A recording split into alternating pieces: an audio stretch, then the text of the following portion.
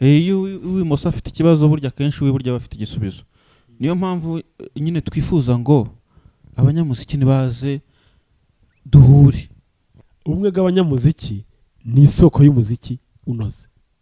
Ahubwo none iri huriro rikaba rije ryaraje, ndetse ahubwo rimaze n'iminsi ryaraje kugira ngo rigende rishyira mu bikorwa iyo mirongo ya kiliziya. Muwezi Imana wowe uduha ubuzima buhoraho. Nyine nk'uko wabivuze, nta munyamuziki wagombye gutambika ibirenge kandi hari uburyo atakabitambitse. Babegere bagezeho gahunda yose uko bakitabira ihuriro rizatangira ku itariki 30 z'uku kwezi rikarangira ku itariki ya 2 z'ukwezi kwa 10. Rikazabera kuri Paroisse Regina Pacis i Remera. Nshuti bakunze ba Mani Dukunda Media, uyu munsi rero nta gusanzwe, dufite abagabo 4 imbere yacu kuri Mani Dukunda Media. Ndi kubonamo umuntu umeze nka padiri n'abandi ndi kubona bo basa n'abarayiki. Bagiye kutwibwira ubwo ibindi biragenda biza. Mwakwibwira abakurikiye Mani Dukunda Media. Nge nitwa Padiri Jean Pierre Rushigajiki, n'abanzi ku izina rya Pierrot. Ni umuntu umwe, nkaba ndi umupadiri bwite wa Archdiocese ya Kigali, ukorera ubutumwa muri Cathedrale Saint Michel, no kuvuga Paroisse Kiliziya ya Umwepiskopi Archiepiskopi wa Kigali Cardinal Kambanda. Wow, ubwo ibyo nene natekereje ntago nibeshye, nene natekereje ko uri padiri. Nibyo ubwo nibyo pe. None se witwa Rushigajiki Jean Pierre cyangwa Pierrot? Pierrot ko numva ari izina ry'amaniga, se ubwo ubihuza gute no kuba padiri? Pierrot ni izina ryo mu bwana, urumva ni Jean Pierre. Hari ukuntu n'umukecuru wanjye yakundaga kumpamagara Pierrot ndi mutoya, nawe aho yari yarabivanye aho yakoraga ku kazi, kumpamagara Pierrot. Bigeze aho mu rugo birafata, quartier birafata, ku ishuri birafata. Igihe rero aho byageze biribagirana kubera amashuri makuru, ariko nsubiye kuba muri Paroisse navukiyemo ya Remera, Regina Pacis, abantu bakajya bandamutsa Pierrot, rirongera rirazuka, kandi nanjye sindyanga. Umukecuru wawe niwe wakugize iniga. Dukomeze. Nge nitwa Eliazar Ndayisabye, ndi umukristo wo muri Kiliziya Gatolika, nkaba ntuye muri Paroisse ya Regina Pacis, niho mbarirwa kandi niho nkorera ubutumwa. Nkaba nanjye nkunda kandi nishimiye ko Mani Dukunda Media mwatwakiriye. Ukorera ubutumwa kuri Paroisse ya Regina Pacis? Ubutumwa nkora muri Kiliziya mbukorera muri Paroisse Regina Pacis, ariko birumvikana nyine n'ahandi hose kuko ubutumwa bwo muri Kiliziya. Ukora ubuhe butumwa kwa bama? Ukora ubutumwa meza? Ubutumwa bwo kuririmba. Nuko kuririmba. Ubutumwa bwo kuririmba, banzi nk'umuhanzi ukora ku giti cye, ariko kandi nkaririmba no muri Chorale Mater Dei, nayo iririmbira muri Paroisse Regina Pacis. Wow. Yego. Ndumva uri umukire, ushoboye ibintu byinshi. Imana irabidushoboza, nshobozwa byose na Kristo umpa imbaraga. Wow. Twakomeza. Murakoze. Nitwa Jean Claude Karake, nanjye nkaba ndi umuririmbyi Catholique, nkaba ndi n'umuhanzi, nkaba ndi n'umucuranzi, ndi n'umudirija, byose. Uri n'umucuranzi, uri n'umudirija, n'umuririmbyi? Nkaba n'umuririmbyi, nkaba n'umuhanzi. Wow. Wowe ukorera ubutumwa cyane cyane he? Muri mu Paroisse 2, Saint Michel na Sainte Famille. Sainte Famille mfasha korali yitwa Korali Ndahemuka Fidelis, ni korali y'abasheshe akanguhe, yatangiye mu 1980. Saint Michel mfasha korali yitwa Mwamikazi wa Kibeho. Wow. Ufite ubutumwa bwinshi rwose. Nandi makorali menshi nyafasha, ariko ayo ngayo niyo mbarizwamo. Okay, twakomeza. Murakoze. Nitwa Ernest Uwimana, ariko abenshi banzi ku izina rya Desayi kubera ni irya kera ryo mu iseminari. Kera nari ngishoboye nateraga agapira nka Desayi wo mu Bufaransa, ngira ngo niho izina ryavuye. Ubusanzwe rero nkaba nkorera ubutumwa muri paruwasi Saint Michel, muri korali yitwa Saint Michel, ikorera ubutumwa kuri paruwasi Katedrali Saint Michel. Ndi umuririmbyi bisanzwe, nkagerageza no gucuranga no kwigisha, biri aho nyine biciriritse. Yego, murakoze. Nawe ushoboye ibintu byinshi. Oya, ni bike urebye. None se ko tubasanze muri kumwe, kubera iki ari mwebwe muri kumwe muri aka kanya mukaba muri hano mutari mu kabari? Ubundi biragoye gusanga abagabo bane bicaye ahantu nk'ahangaha, nta na byeri nta n'agapeti bari kumwe. Kuki muri kumwe? Reka duhere hariya ku ruhande padiri atubwire. Mu by'ukuri urumva ko kiduhuza cya mbere wa mugani wawe nta nubwo ari iyo byeri cyangwa ku kabari, nta nubwo turi inshuti zako, ariko ntacyo gatwaye kuba bashaka kujyayo mu buryo bwiza bunoze. Tuhujwe n'uko twese turi abanyamuzika kandi b'abanyagatolika. Yewe hano twese dufite ukuntu turi n'abahanzi. Ni ukuvuga ngo rero, ariko noneho by'umwihariko hari ikindi gikorwa gikomeye bagenzi banjye bari busobanure neza, igikorwa gikomeye cyitwa ihuriro ry'abanyamuziki gatolika rigiye kongera kuba ku nshuro ya 16.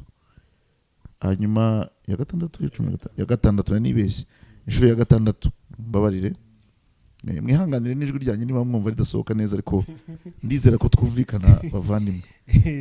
Iyo huriro rero, abari hano bose bari muri komite y'iryo huriro. Ni ihuriro rihuza abanyamuzika gatolika bo mu gihugu cyacu cyose cy'u Rwanda. Rigiye kuzaba muri iyi minsi guhera ku itariki 30 z'ukwezi kwa 9 Nzeri turi gusoza, noneho rikarangira ku itariki 2. Ngo ni ihuriro ry'iminsi 3 niko umuntu yavuga, tubaze uko abazungu babara, ariko ubu ni 2 mu Kinyarwanda. Hanyuma rero iryo huriro rigira uko ritegurwa. Abangaba ni bamwe muri komite, njyewe nka padiri nkabafasha nka umuniye, ubwo n'abandi baradufasha gusobanura neza iby'iryo huriro. Niyo mpamvu rero tudasinzira, duhora tunoza gahunda kugira ngo ibintu bizagende neza kandi tuzagere ku myanzuro idufitiye akamaro twese abana ba Kiliziya, cyane cyane binyuze mu ndirimbo za liturujia, gusingiza Imana no kwitagatifuza. Bakoze. Donc hari ahantu muhurira hatari mu kabari, hatari muhuzwa n'umuziki nyine nkuko bivuze. Cyane rwose, twebwe nicyo kintu cya mbere kiduhuje. Yego, dusanga turi n'abavandimwe, turi abantu baremwe n'Imana, ibyo biraduhuza. Turi abanyarwanda, turi abakristo gatolika, ariko no by'umwihariko ubu ngubu duhujwe n'umuzika gatolika. Reka tubaze Desayi. Desayi, ndakumva.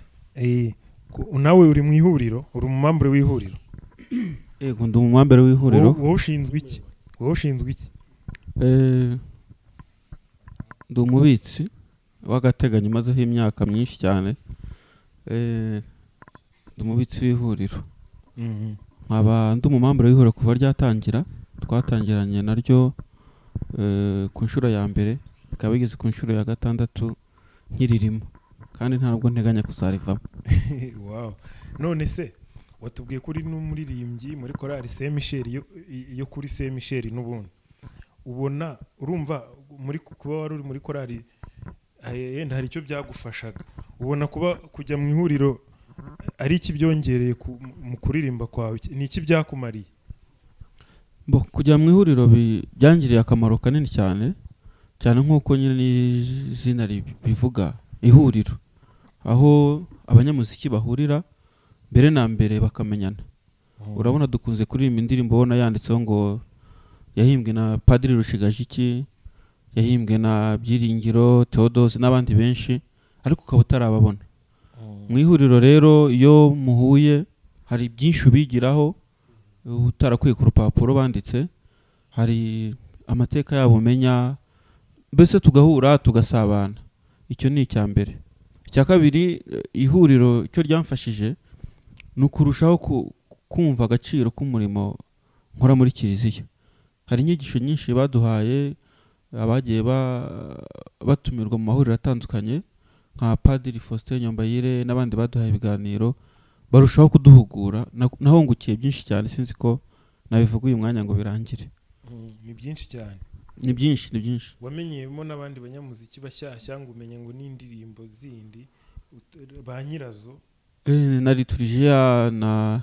n'amateka y'indirimbo urabona mu ihuriro hakunze kuzamo abahanga mu bya liturgia no mu muziki bakatwungura byinshi turahura rero tukaganira tukunguranamo byinshi ari nayo mpamvu mushishikariza abantu bose rwose umuntu utaritabira ihuriro na rimwe yarahombye bikomeye Insiye Karake ubu ngubu ni igiki waratira abandi bataba mu ihuriro y'abanyamuziki gatolika mu Rwanda wabaratira wabarushije ni byinshi hanjye icyo nageraho cya mbere mu bijyanye n'ibihangano byanjye nagiye nkuramo inama nyinshi ku bahanzi ba kera badukuriye kandi baravuga mu kinyarwanda ngo utaganiriye na se namenye icyo sekuru yasize rero mu buhanzi bwanjye inama nyinshi ngenda nzikura mu banyamuziki ba kera urumva bari kumwe na Padiri Rushigaje ikintu umuhanzi wa kera ufite indirimbo zikomeye Niyeguriye Nyagasani indirimbo ahimbye hari mu myaka ashize igihe kinini urumva rero nk'indirimbo nyina ajya guhimba ubu ngubu nikoze mu bitekerezo byanjye gusa hari umwimerere waba utarimo cyane cyane nk'ikinyarwanda burane kirakomera cyane hari igihe ushobora gufata amagambo ukayahuza ariko ntasobanure icyo ushaka kuvuga icyo uvuze undi ntacyo bihe nk'uko ushaka kukivuga akenshi bitewe n'ikinyarwanda uzi uko kingana cyangwa se naho uvuka naho uturuka naho wize byose ni ibintu ugenda uhuza rero iyo wegereye abasheshe akanguhe mu giteguro cyangwa se bakuru bacu nka Padiri Rushigaje ukamuha test y'indirimbo ugiye gukora arabanza akakukosora kugira ngo nawe ujye gutanga ikintu wizeye ko abantu ntibacyumva bazumva inyigisho zirimo bazumva ikinyarwanda nyacyo aho rero niyo ntambwe ya mbere navuga nateye cyangwa se niho kamaro navuga kambere nagiye nkura mu ihuriro n'ikindi niyo twinjiye mu muziki melody akenshi hari igihe wumva nk'indirimbo wayikurikira ukumva nk'amagambo yayo ukumva n'umuziki wayo bivuge gutyo mu kinyarwanda cyumvikana ukumva ntibihura akenshi rero ni ukuba warabikoze utegereye abantu ngo muganire utegereye abantu ngo bakugire inama biba byiza ni nayo gahunda dufite ubu ngubu muri iri huriro ryacu ni ukugira ngo duhuze umuziki wacu duhuze amagambo yacu ariko tujye n'inama nk'ubu hari indirimbo nyinshi ushobora guhimba ikaba itakoreshwa mu kiliziya kandi akaba ari indirimbo isingiza Imana naguha nk'urugero nk'indirimbo yanjye nakoze yitwa Impuhwe z'Imana Impuhwe z'Imana wowe uduha ubuzima buhoraho turakwiringiye ngo tube hafi donc iyo ntabwo ayikoresha muri liturgie indirimbo irasingiza Imana ariko ntabwo wavuga ngo ugiye kuzana mu kizana tujya guhazwa iyo ndirimbo yiteguremo nitujya kwisoma ngo iyo ndirimbo yishyiremo icyo rero ihuriro ridufasha cyane ni ukumenya kugira ngo duhuze liturgia n'ibihangano byacu duhuze liturgia n'imiririmbire yacu noneho tumenye ngo se koko ibihangano byacu byakoreshwa gute byakoreshwa hehe rero inyungu ni nyinshi n'abagenzi banjye baradufasha turi kumwe na perezida w'ihuriro perezida w'ihuriro nawe arahari ngira ngo niwe waza kudusobanurira bihagije njyewe ndi vice perezida wa kabiri vice perezida wa mbere ntabwo yabashije kuboneka yitwa Siriyaki ariko turi kumwe na perezida ngira ngo namuha ijambo akabisobanura mu buryo bwimbitse ubwo perezida ni Eliyazari twese turamwubaha, ni umuntu ukomeye. barakoze cyane Padiri Omoniye. Ubundi yavuze ngo utaraganiriye na se ntamenya icyo sekuru yasize avuze, ariko njyewe kera nabanye na Padiri Rushita.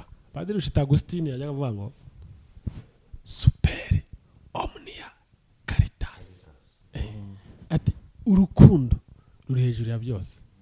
Ni nayo mpamvu abanyamuziki, ari n'undi mupadiri yavuze ngo ubundi kuririmba ni ugukunda. ariko uzi ko hari umupadiri twaze tuganira nawe hoze ubivuga mwene ibyo bintu, kuririmba no gukundana, ngo gukunda biragendana. Ntabwo ushobora kuvuga ngo uraririmba udakunda, ntabwo byashoboka. Ubu ni ukuvuga mwebwe murakundana nyine. Twebwe turakunda na cyambere ni ugukunda no gukundana. Muranakunda. Ihuriro ry'abanyamuziki rijyaho, ari nayo mpamvu nyine turimo gushishikariza n'abandi bose kugira ngo baryitabire, kwari kugira ngo abantu bumve ibyo bakunda, hanyuma bakunde ibyo bumva, babihuze rero, babihuze n'ubuzima bwabo bwa buri munsi. Ihuriro ry'abanyamuziki rihuza abacuranzi, abacuranga mu misa, abaririmbisha amakorari, abahimba indirimbo za liturujia, abahimba indirimbo zo gusingiza Imana nk'uko mugenzi wanjye amaze kubisobanura. Abo bantu bose rero kubahuriza hamwe, kubera ko dukunda kiliziya, bituma twumva neza ibyo dukunda, tukabikora tudaciye ku murongo, tutagiye inyuma y'umurongo w'ibyo dukunda. Kuko ubundi uzi ko tuvuga ngo nemera ibyo Kiliziya Gatolika yemera kandi yigisha. Niba rero ubyemera kandi ubyigisha, ugomba kubanza ukabyumva, ntabwo wakigisha ibintu tumva. Ari nayo mpamvu nyine ihuriro ry'abanyamuziki ryagiyeho kugira ngo twese mu gihugu cyacu cy'u Rwanda, muri Kiliziya y'u Rwanda, dukora ibintu ku buryo bumwe buzwi, buciye mu nzira nyazo Kiliziya yemera. Mwese perezida, yego, muvuze ko ihuriro padiri yavuze ko rigiye kuba ku nshuro ya 6. Ni ukuvuga ko hari izindi nshuro 5 zabanje. Mubona ari iki mumaze kugeraho muri izo nshuro zose mumaze muhura? Ubwo mumaze imyaka 5 muhura. Yego. Mwunze ubumwe. Ubu ni ibiki mwageze? Mbwira nk'ibintu nka 3 mwagezeho. Ikintu cya mbere twagezeho ni wowe. Mani dukunda media nayo iri mu bintu twavuga ko biri muri resulta nziza z'ihuriro ry'abanyamuziki, kubera ko mu guhura kw'abanyamuziki, ariko n'urugero natangaga harimo n'izindi ngero nyinshi. Niba wibuka neza mu myaka 5 ishize, indirimbo twari dufite mu Rwanda zari nkeya, zari zizwi, zaragiye hanze mu itangazamakuru, zari nkeya. Ariko ubu ngubu kubera ko abantu bafite uwo mubano, uko guhuza no gushyira hamwe, bituma bafashanya, bagakosorana, bakajya inama, hanyuma bagashyira hanze produit nziza iryoshye.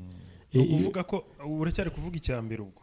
Ndacyari kuvuga icyambere. Icyambere ni ukuvuga ko icyo mwagezeho no gushyira produit nshyashya, ni uguteza imbere, cyangwa ni ngewe ni Mani dukunda media, ni uguteza imbere. Icyambere ni ubumwe bw'abanyamuziki. Ubumwe bw'abanyamuziki aho bari hose, nubwo bari bakeya. Ndashaka ikintu kibigaragaza. Wabwira abantu nyine ikintu mwagezeho gifatika, atari ukubivuga gusa. Icyambere kibigaragaza ni indirimbo zitunganyije neza, ziri hanze ubu ngubu, zitavangiye ngo niba umuntu agiye muri domaine ya liturujia, mu ndirimbo za liturujia, agasohora nyine indirimbo ya liturujia. Niba agiye gukora indirimbo yo gusingiza Imana, ntabwo bavuga gukora indirimbo, ubundi bavuga ko none si ibyo ngibyo ni ihuriro ry'abanyamuziki byabizanye. Mbere yaho ko nabonaga n'undi indirimbo nziza zihari. Padiri hari nyine mu kanya bari kuvuga nka Padiri Rushigaje iki yakoze nka Niyegure Nyagasani, kandi yayihimbye ihuriro ry'abanyamuziki ritaraho, kandi ni nziza. Ubwo se ubwo urabihuza ute? Ndagira ngo bibe clair. Uburyo mbihuza rero, Padiri Rushigaje iki nawe arabizi ko iyo ndirimbo yonyine ntiyari ihagije, nubwo yari yarayihimbye. Hari n'izindi yari yarahimbye ariko zibitse. Ubuse kundwa muri umubyeyi wari uyizi, ariko kugira ngo guhura n'abanyamuziki bandi byatumye hari abamubwira bati kundwa Mariya mubyeyi wahimbye kera, uzi buryohe yibitsemo, bituma abo bandi babimubwiye ayiha agaciro.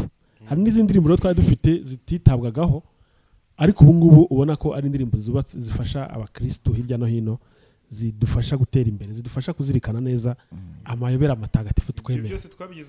Twabigezeho kubera ihuriro ry'abanyamuziki.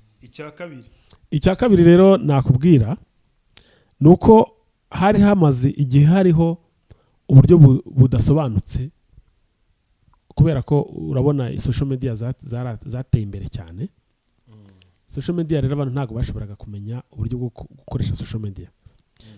Social media ntago ari gukoresha gusa YouTube, ariko noneho no kumenya neza ngo iyi ndirimbo yanjye nibimaze gukosorwa nyine n'abapadiri ushigaje iki twamugishije inama, cyangwa se undi akagisha inama kanaka, cyangwa se nkangoboka Siriyake muramuzi ko n'abari muri komite y'iri huriro, akavuga ati iyi ndirimbo yawe narayumvise ariko harimo akantu runaka katatunganye, akagufasha kugatunganya.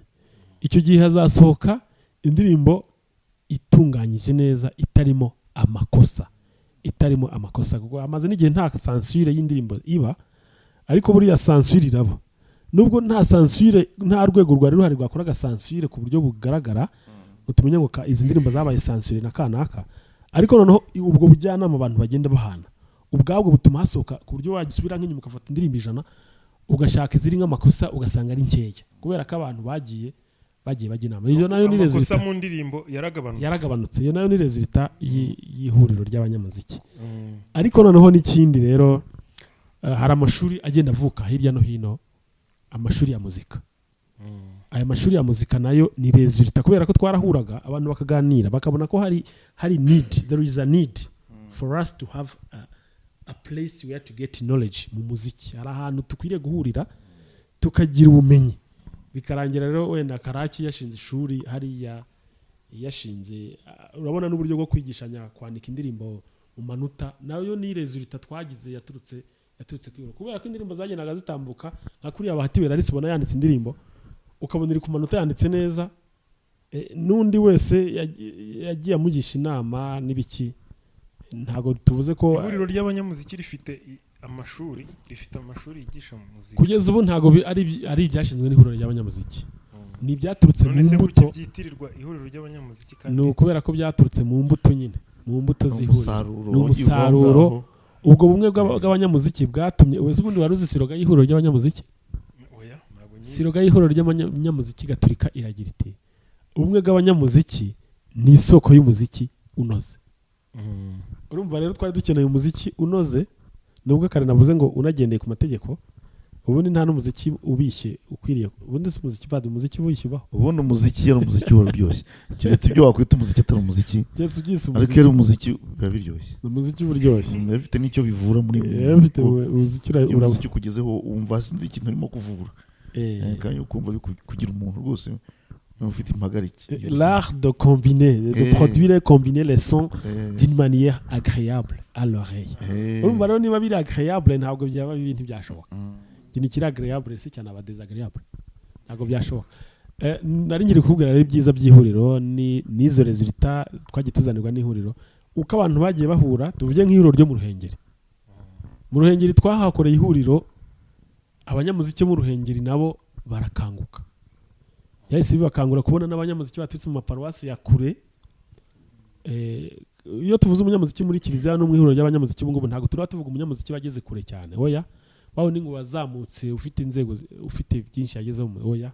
Ahubwo niba umuntu yize akabasha gusolfia amanota, akabasha kwigisha korali ye, akabasha gukosora indirimbo ntashyire nk'amakosa ku buryo izaririmba mu misa itunganye, abo ngabo nibo bazatuma n'abana bato bari kwiga indirimbo n'abasaza baryoherwa n'umuziki. Nuko rero tubona ko ihuriro rifite akamaro gakomeye. Tukaba twifuza ko muri iyi minsi abantu batari bazi ihuriro barimenya. Kiliziya nayo kandi iri kugenda ibyumva, yarabyumvise abayobozi ba Kiliziya baduha abantu batwigisha, bakaduha abaduhugura, bikazarangira rero twese dukomeje kuba umwe nyine. Niyo mpamvu muri kumwe na padiri none. Desayi, mbere yuko hari ikibazo ngiye kubaza padiri, ihuriro ry'abanyamuziki ni isoko y'umuziki unoze cyane. Ngiye hari akantu ngiye kubashinja, nyine hari akantu urumva mwebwe mwibanda ku bintu byo kunoza umuziki gusa, kandi hari ibindi bintu kugira ngo umuziki unoge hari izindi parameters.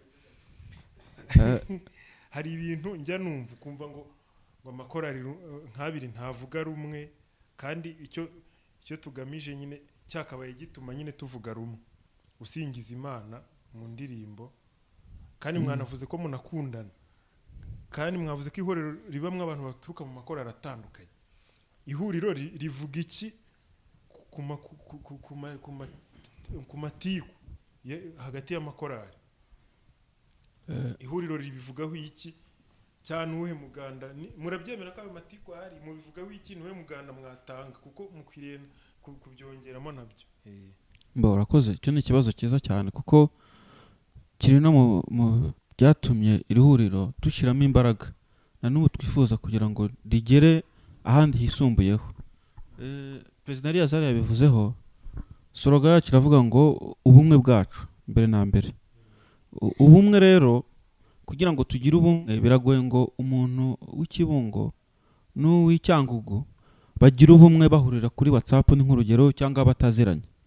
Kugira ngo abantu babumwe mbere na mbere no kugira bagomba kumenyana. Hari ibiganiro byajyaga biba ku mbuga hirya no hino, ukabona abantu ntibashaka kumva inama, ukabona umuntu aratsimbarara ku bye nk'ibyo wari uvuze, niba banamukosoye ugasanga ntashaka kumva korekisiyo bamuhaye, kandi wenda anayihawe n'umuntu umurusha, umuntu usobanukiwe ibya liturujia, usobanukiwe iby'umuziki. Rero imwe muri rezilita nziza nakongera gushimangira y'iri huriro nuko byibura abanyamuziki iyo bahuye bagasabana bakamenyana biba binoroshye kwakirana. Kwakirana no kuvuga ngo ngewe nahimbye indirimbo, Padiri Rushiga cyarambwiye atari ku iki gitero ntigikwiye. Si kimwe, ntago nabyakira nk'umuntu ntazi. Wenda tuvuga arampamagaye, tuvuga aranyandikiye ati iki gitero wagihindura gutya. Nawe urabizi, nawe uri umunyamuziki, hari akantu nyine abanyamuziki twigiramo ko ibintu byanjye byamvunye, nabitekereje gutya, nawe ugenda ukora ibyawe. Wowe se kuki utakora ibyawe? Kandi wenda iyo nama kugiriye yari gutuma birushaho gufasha abazabyumva n'abazabibona. Rero rezilita nziza nuko ngubu nuko abaje mu ihuriro, abamaze kuzamo inshuro wenda 5, 3, 4, hari urwego bagezeho mu myumvire kubera iyo space babonye yo gusabana.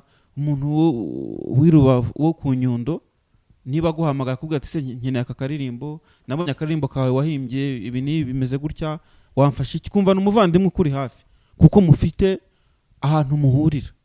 Si kimwe n'umuntu waguhamagara utazi atakuzi akatangira akakugira inama akagukosora. Rimwe na rimwe nibaza niba ari n'umunyamuziki, rimwe na rimwe nibaza niba nabikurusha, ukabishidikanyaho. Iyo rezilita rero twagezeho, ngewe rwose nanashimira Imana cyane kuko bitangiye kugaragara.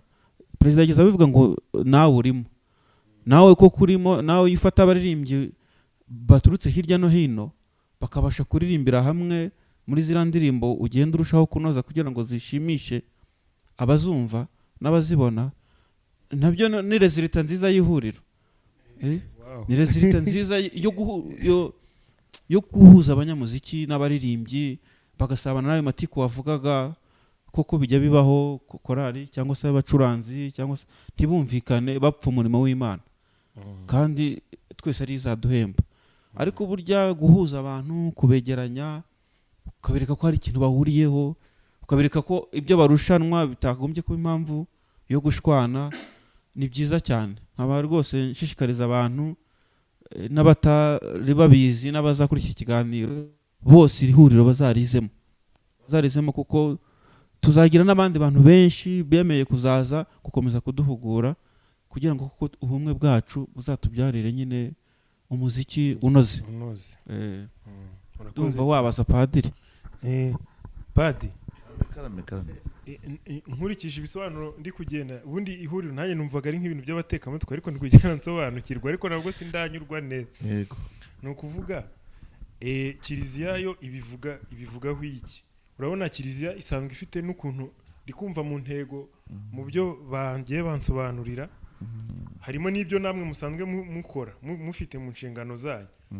Ni igiki mubona ari igiki nyine nkawe nka Padiri, ni igiki ihuriro ry'abanyamuziki Gatolika ryongereye ryabafashije? Kuko ndi kumva harimo ibintu musanzwe guhuza abantu kugira gute, musanzwe n'ubundi mufite mu nshingano zanyu nk'abasaseridoti. Urakoze cyane, ikibazo cyiza. Ubundi mu mateka ya Kiliziya birazwi ko nyine Kiliziya ikomeye ku muziki, birazwi cyane. wenda reka ngarukire ku nama ya vuba ahangaha ya Vatikani ya kabiri guhera 1962 kugera 1965 ni inama yamaze imyaka 3 ivuga ubuzima bwa kiliziya muri rusange naho amavugururwa akenewe. Amavugururwa ntabwo ari uguhindura ukwemera cyangwa guhindura ibyanditswe, ahubwo ni uburyo tubishyira mu bikorwa, uburyo iryo jambo ry'Imana ryinjira mu buzima bwa buri munsi, uburyo kwemera kuvugurura ubuzima, umuhamagaro wihariye wo kunoza iyo muzika ntagatifu ganisha ku Mana, ari muzika wa liturujia, ari n'umuzika w'Imana naho utaburi muri liturujia, kuko byombi turabikeneye. Hanyuma rero ihuriro nk'iri ngiri iyo rivutse riba rije muri wa murongo kiliziya isanzwe ifite, ahubwo none iri huriro rikaba rije byaraje, ndetse ahubwo rimaze n'iminsi byaraje kugira ngo rigende rishyira mu bikorwa iyo mirongo ya kiliziya, kunoza umuzika mutagatifu, guhuriza hamwe imbaraga, noneho no kumenyana. Hari ikintu gikomeye cyitwa kumenyana. Amakorali ntamenyane, abaririmbyi bihariye ntibamenyane. Noneho uko mumenyanya nibwo uvuga utari kuzi ko burya Eliyazari ufite ibintu namwigiraho, narinzi ko ari njye ufite ubumenyi buri hejuru, none mbonye ko hari abantu bandusha ubumenyi, cyangwa yandangira ahandi nabukura, cyangwa se nanjye nkavumbura ko hari undi afasha, tugafatikanya twese. Na biriya mwari muvuze Dusayira avuze ngo mwari mubaje bijyanye n'amakimbirane, mwavuze hagati y'amakorali, ahubwo mwibagirwa ko muri korali ubwayo ashobora kuzamo n'amakimbirane. Iri huriro naryo ni umusanzu rishaka gutanga, yibutsa abantu ko guhangana, nubwo abanyarwanda bavuga ngo ntazibana zidakomanya amahembe, kubera ko abana ni abantu, ariko njya nongeraho kandi numva aho ngaho Roho Mutagatifu ari kumwe nanjye, nta n'uzituma gukomanya amahembe. Twebwe ntitugomba no kugira n'amahembe, sibyo? Ntitugire n'amahembe, ahubwo noneho tugaragaze ko twese twazanywe n'ikintu kimwe, gusingiza Imana no kwitagatifuza biciye muri izo ndirimbo, dukomeze umurongo umwe. Ubumenyi ndakurusha ni ubukungu kuri wowe. Hari indirimbo mfite yitwa Sizavuze, ariko ntabwo naje kwiyamamaza. Hari igitero cya kabiri mvugamo ngo umugisha wundi ntabwo ari igihombo kuri wowe. Niba nguyu yaragize umugisha wo kumenya gucuranga neza, cyangwa kugira ijwi agorora neza, cyangwa se wo kumenya uburyo ahuza amagambo n'ingendajwi, imwe mwita melody niko nyita, hari abayita ururirimbo, ariko njye nkeka ko ururirimbo cyaba ururirimbo kiririmba akaririmbo kinini, guhuza amagambo n'iyo ngendajwi ndyoherajwi yayo akaba bindusha.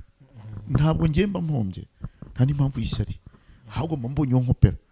Niba Karake namubonye acuranga gitari, niba afite ukuntu akora kasoro keza, aho kugira ngo mvuge ngo Karake anciyeho murakarire, ahubwo nagira hamwe Karake nanjye nyigisha. Iri huriro ahubwo rizaba ahantu ushobora no kumenya ngo n'umuntu uri cyangwa ngo namwigiraho iki, mu diyoseze cyangwa uko Ikibungo hari umuntu uzi ibi n'ibi yanaduhugura twese, byumba nuko bimeze. Padiri kanaka mwavuze Jean Pierre, mwibagirwa ba Faustin, mwibagirwa ba Theodose, mwibagirwa ni benshi, nabo bafite ubumenyi bazi, none bakabuhuza n'ibyo bize bya teologia. Indirimbo zacu ntizizemo makosa ya teologia, amakosa y'ukwemera, kuko nibyo bibaho. Ugasanga umuntu ahimbye ibintu we ashaka kuvuga ibyiza, ariko akabivuga nabi. Ni ibintu byiza rero byinshi. Noneho rero icyo nakubwira nuko ihuriro navuga ngo riracyari no mu ntangiriro. Imyaka tumaze ntabwo ari myinshi, 5 ntabwo ari myinshi, ntabwo yasubiza ibibazo byose cyarimwe, cyo kurigenda itanga umusanzu buhoro buhoro. Nkeka ko umunsi rizaba rifite imyaka 50 cyangwa 100 tutanakiriho, wenda twebwe icyo gihe rizaba rigeze ahantu hakomeye, ndetse ahubwo n'abandi bantu mu bihugu bitandukanye bashobora kuza kutwigiraho ibyiza, nubwo nabo hari abyo twabigiraho uyu munsi. Ubwo rero niyo mpamvu mvuga ngo kiliziya ibibona ite? Kiliziya ibona ko abantu barimo guhura bagamije icyiza, ntabwo yabasubiza inyuma. Ndetse ndahamya ko iyo mvuze kiliziya muvuze umuryango w'Imana wose, ntimukajye mwumva abapadiri n'abepiskopi gusa, umuryango w'Imana wose n'abareki barimo, babonye abantu bari kuvuga Imana bari kumwe, babyishimira kuruta abantu bavuga Imana buri wese agenda ukwe, buri wese asobanya n'undi. Ibyiza nuko twebwe abavuga Imana ndetse kugeza no mu ndirimbo tugendera hamwe, tugira injyana imwe, ndetse bikaturinda no gusopanya, ahubwo kubera ko turi n'abasenga Yesu akaba hagati yacu. None se wabivuze ati iyo babiri cyangwa batatu bateraniye hamwe mu izina ryanjye kandi hagati yabo yanyu, nuvuga iki rero? Natwe turashaka ko Yesu aza akatugira umwe, noneho n'ubwo buhanga n'ubwo bumenyi bikiyongera, Imana tukayisingiza rwose. Nuko umuntu yabivuga mu magambo make. Wow. Padiri rwose anyongereye ukwemera. Ni byiza, nibwo butumwa bwa byiza rwose akongereye ukwemera.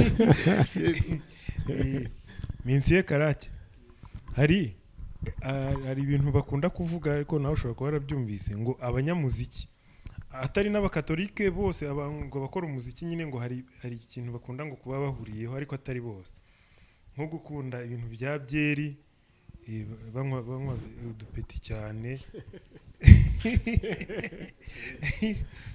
Noneho urabona none ntuza n'abagore nyine, ibyo bintu kutavuze n'abagabo, si ubwo ngubwo urashaka kuvuga ko hariho n'abanyamuziki b'abagore.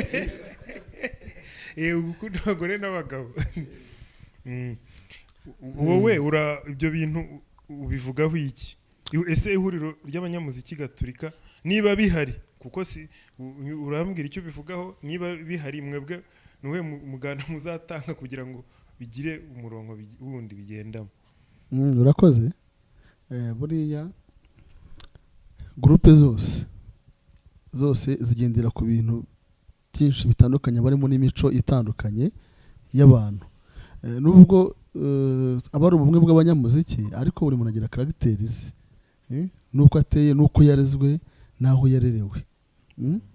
Gukunda agacupa rero ntago tubujijwe kukanywa, ni uburenganzira bwacu, kuko na Kiliziya bitwemerera gufata ifunguro ry'abari ryo kuri ry'abari cyo kunywa, ukanywa rero n'agasembuye biremewe kugasoma. Ariko ikintu cyose cyabaye cyarengereye kiba kibi, kuko ngira ngo ufashe n'ibiryo, ukarya ibiryo byinshi rwose, ukarya ibiryo byinshi bigutera ikibazo. Fata nk'inyama, uri inyama nyinshi kandi buri munsi byagenda bite? Byagutera ikibazo. N'icupa rero nk'uko mbajije, tuzwi yuko abanyamuziki dukunda agacupa cyane, yemwe bamwe bagakunda abagabo, abandi bagakunda abagore. Aho rero mpereye ku icupa n'ubundi naryo uramutse unyweye nyinshi n'ubundi zagutera ikibazo. Ikibazo ni iki rero? Ushobora kwandagara, icyo ni icya mbere. Icya kabiri, ushobora no kuza kugira imico mibi, ushobora no kuza kugera muri ibyo bindi wavugaga, kuko wamaze guta umurongo, wamaze nawe ubwawe ntabwo uba ukikontorora. Rero ni ukugerageza nyine, biragoye, ntabwo ari twese dushobora kuba wenda dushobora kunywa akaki dushoboye, harabona n'amanywa kenshi, turabizi turababona, ariko nyine nicyo ryahuriro ribereyeho. Ryahuriro izo nazo ni undi musaruro, ni izindi nyungu zo kuba uri kumwe n'abandi bantu mu ihuriro. Niba abantu bakubonyeho ikosa cyangwa ryagaragaye, ni ukuvuga ngo n'ubundi turicara tukakuganiriza, tukakwereka umurongo ugomba kugenderamo. Rero si uko bidahari cyangwa bitabaho, ariko uko abantu bagenda bahura niko bigenda bigabanyuka, bicika. Turizera ko tubifashijwemo na Roho Mutagatifu rwose bizagera aho ngaho, wenda tubitsinde burundu. Ariko si uko bidahari, birahari, ariko ntago ari cyane. Nta byacitse. Ntago ari gukunda ijambo no kugira ngo ndamwuzuze, ni ugufatanya gusobanura ibintu.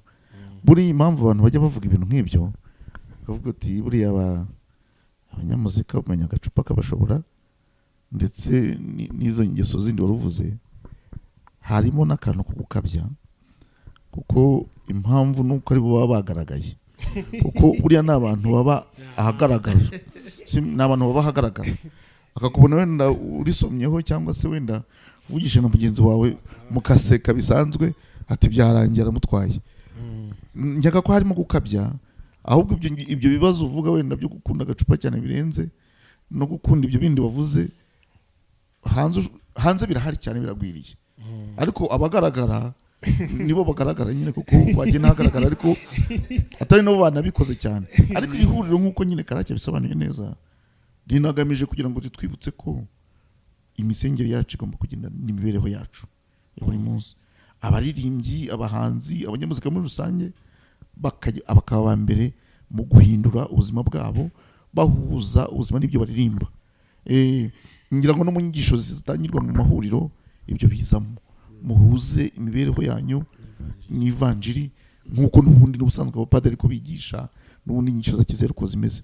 Naho ubundi abantu bagira ngo abanyamuzika nibo byaradogereye byaracitse nawe kada, ariko rero ni haba n'umwe cyangwa babiri nawe nyine azigishwa kandi azafashwa. Murakoze. Mbere yuko Eliyazari Mensero Perezida mubaza ikindi kibazo tunasoza, ndashaka kubaza Desayi ikindi kibazo kimwe. Desayi, urabona kujya mu ihuriro, kujya muri korali n'ibiki byose bitwara umwanya, bitwara n'amafaranga. Hari esanse, gutega, kugira gute bitwara amafaranga. Noneho hari n'ukuntu nko mu ntara cyane usanga nk'umuntu akamara nk'icyumweru cyose ahora kuri paruwasi ari kwigisha indirimbo.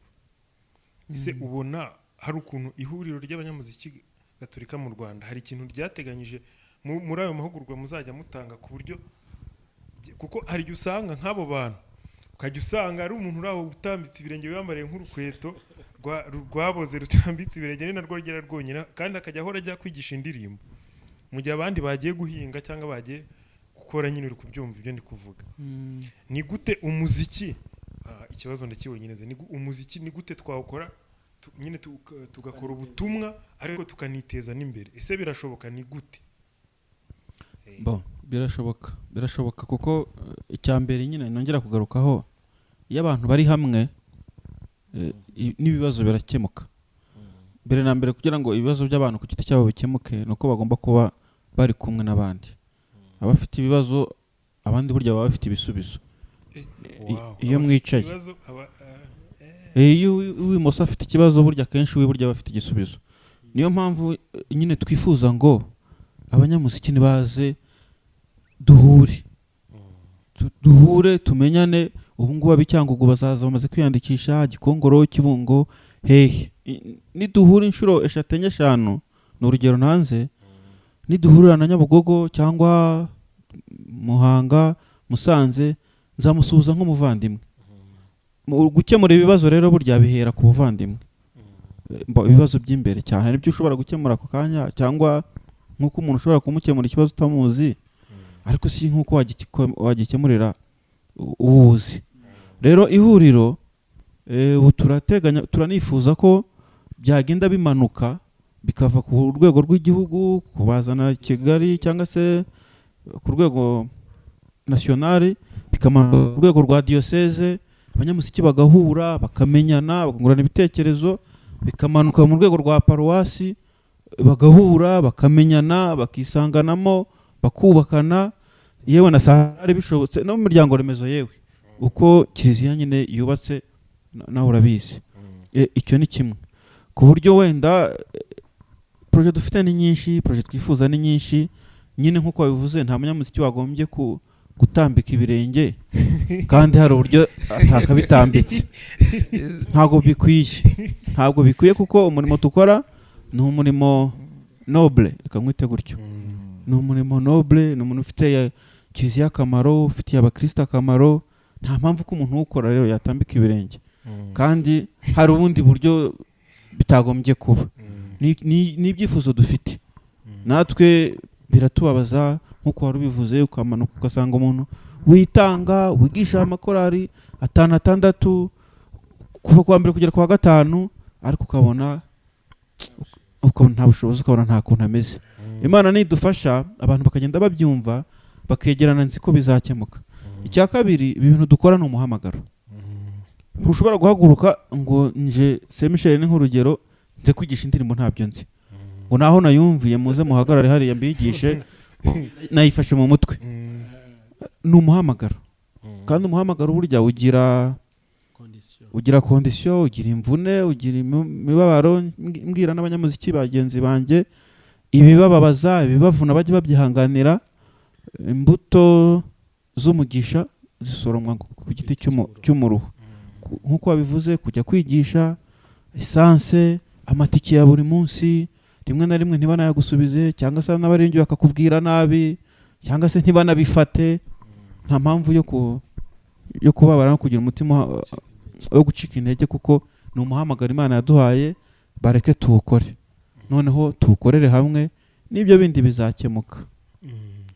Urakoze. Ndumva ihuriro rero mpise ndikunde ahubwo unaryamamaze abantu bashakamo. Ahubwo nawe ngiye kuza, ahubwo n'abafana banjye bose, abafana ba Emipro bose ndabatumiye nibaze rwose, tubahaye ikaze y'abanyamuziki. tubahaye ikaze. Eliazar Nsero Perezida, ihuriro ry'abanyamuziki gatolika, ninde warishinze? Mwambwe ko rimaze imyaka 5. Ninde warishinze? Ihuriro ry'abanyamuziki nyine ryashinzwe n'abanyamuziki. Ugiye kuvuga ko hari umuntu runaka warishinze babubeshye.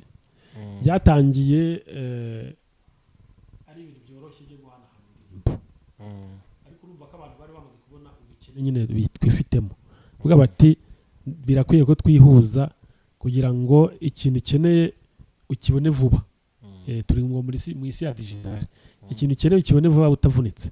Ariko buriya ni Imana ubwayo yashinze ihuriro, kubera ko Imana ikunda ubumwe, ikunda ko abantu bahurira hamwe bakayisingiza, bagakora n'ibindi bintu nabo bibateza imbere.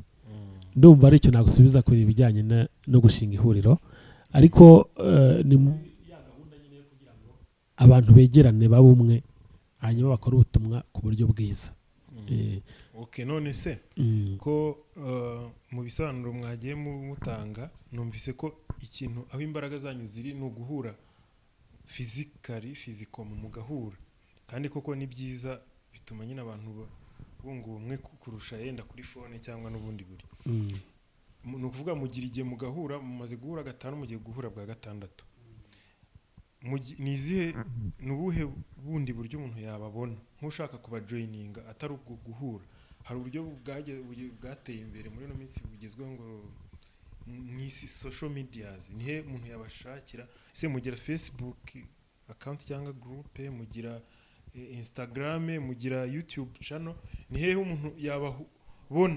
Nukuvuga muboneka rimwe mu mwaka gusa. Ibyo bintu rero yabakura. Urakoze cyane ku kibazo kizumbajije.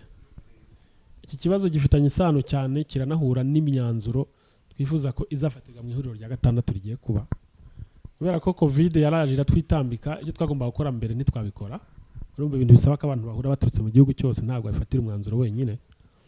Niyo mpamvu rero dutegereje ko iri huriro ribaho, kugira ngo aho tumaze kugera, kubona email ya y'ihuriro, kubona tugira inzego zubakitse zituruka ku rwego rw'igihugu zikamanuka zikagera hasi no mu masantarari no mu maparuwase. Urumva rero ko byose turizera ko mu gihe kidatinze bizaba byagaragaye. Kandi ubu dufite imbuga zitandukanye duhuriraho, imbuga za WhatsApp n'izindi mbuga zitandukanye. Nta nubwo ari uguhura gusa physically twavuze, ntabwo ari cyo nyine kiduhuza. Guhura physically nuko tukiri mu ntangiriro, ariko noneho ubu turacyari muri gahunda yo kubaka inzego z'ihuriro, ari nayo zizagaragaza ibyo byose bya social media, ibyo tuzakora na social media kuri YouTube, ama YouTube channels n'izindi nzego zose. Tuzi neza ko bizagenda neza. Mu minsi mike muracyari mu rugendo, muri kwiyubaka, muri mu nzira. Turi mu kwiyubaka. Padi. Ahubwo nagira ngo mbere yuko Padiri afata ijambo, nshishikariza abantu bose mu madiyoseze yose y'igihugu baze duhurire muri iri huriro rya 6 ry'abanyamuziki gatolika bo mu Rwanda. Amatangazo yaratanzwe hirya no hino mu maparuwasi barayafite, nabo batarayabona bafite aho barabazi komite y'ihuriro bavugisha abapadiri babashinzwe indirimbo zisingiza Imana na liturujia, babegere bagezeho gahunda yose uko bakitabira ihuriro rizatangira ku itariki 30 z'uku kwezi rikarangira ku itariki ya 2 z'ukwezi kwa 10. Rikazabera kuri paruwasi Regina Pacis i Remera, ni Kigali. Nanjye nzaba mpari. Urumva twishimiye ko Mani Dukunda Media nayo izabe habaye, na nabaza ngo Catholic All Star ngo turabashaka Catholic All Star ngo na The Bright Five Singers ngo ntibazabureho ntibazaburirwe y'abakunzi banjye n'abafana banjye bose ndabatumiye nahise nkunda ihuriro rwose.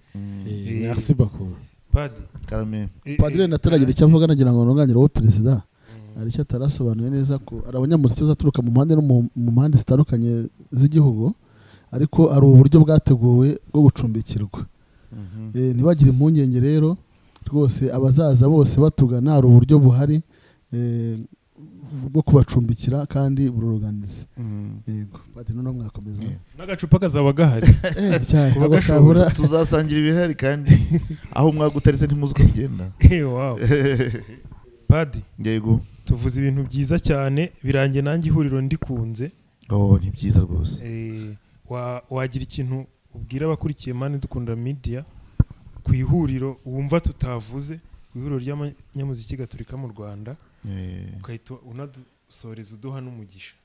Icyo nasaba abadukurikiye bose n'abazadukurikira hanyuma nuko batwibonamo bakadukunda bakadufasha mbere ya byose bakadusabira ariko n'indi nkunga yose bashobona bayitanga kugira ngo iri huriro rigende ritera imbere.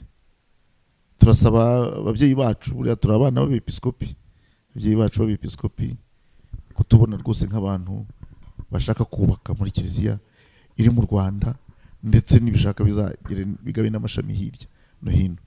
Turasaba abapadiri abiyeguriye Imana muri rusange n'imbaga y'abarayiki kutubona nk'abagabo n'abagore n'ubwo undi munsi mutabonye abagore ariko nabo bahari kutubona nk'abagabo n'abagore bagamije kubaka umuryango w'Imana kandi kugira ngo izi ndirimbo zacu nziza ariko tutakunze guha agaciro tutakunze no kwamamaza zikwire hose abantu bazimenye n'abatari abagatolika bazimenye bamenye ibirimo bazikunde zibafashe kuko hari igihe twigeze gusigara inyuma kuri iyo ngingo ariko uyu munsi turifuza gutanga umusanzu wacu kugira ngo zikwire hose.